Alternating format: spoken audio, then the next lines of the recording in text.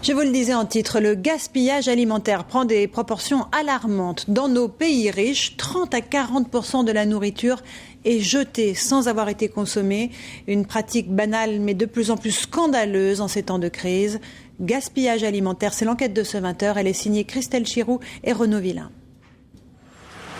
4h du matin, quartier chic de la capitale. Toutes les poubelles sont sorties. Les éboueurs passent dans 2 heures. Nous filmons de façon discrète. L'endroit est connu des SDF et des passants. Devant une boulangerie, une dizaine de poubelles regorgent de pain ou de viennoiseries. Des produits de la veille largement consommables.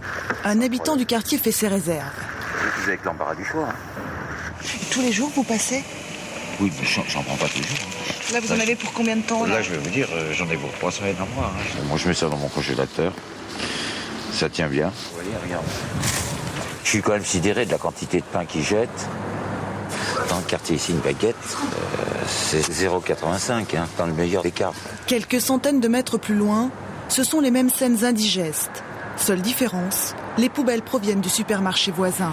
C'est un rôti de porc, prêt à cuire. Emballage peu esthétique pour les rayons ou marge de sécurité importante sur les dates de péremption. Regardez bien celle-là. Je la prends la salade.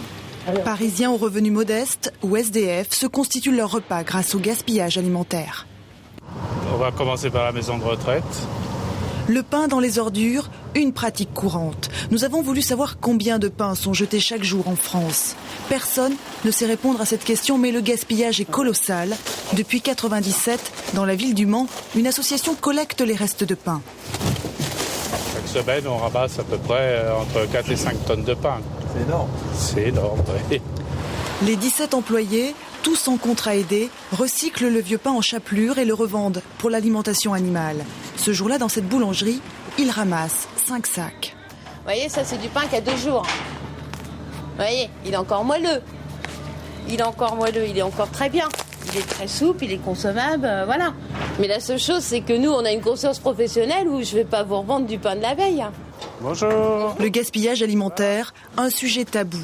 À l'abri des regards, un caddie entier de viennoiseries et de gâteaux sort d'un supermarché. Les dates limites de consommation sont encore valables pour tous les produits. Ces friandises vont pourtant nourrir les cochons. Le 30, il a été emballé hier, il est jeté aujourd'hui. Mais il reste 3 jours, il pourrait tenter de le vendre. Oui, sûrement, ouais. Ouais, mais nous, on n'a pas l'explication. Combien de tonnes de denrées sont jetées chaque année dans la grande distribution ? Les responsables préfèrent rester discrets sur le sujet. En revanche, les chiffres des produits donnés aux banques alimentaires sont eux officiels. Plus de 10 000 tonnes de denrées en 2008, l'équivalent de 20 millions de repas. Les produits que nous pouvons continuer à vendre, bien sûr, nous les gardons et nous les vendons. Les produits qui sont mis dans les poubelles sont des produits que le commerçant ne peut plus vendre au terme de la réglementation. Par exemple, il y a une date limite de consommation qui est échue. Si vous essayez chez vous de consommer un yaourt après la date limite de consommation, vous verrez que vous n'aurez pas de trouble. Mais c'est un produit qui ne peut plus être vendu.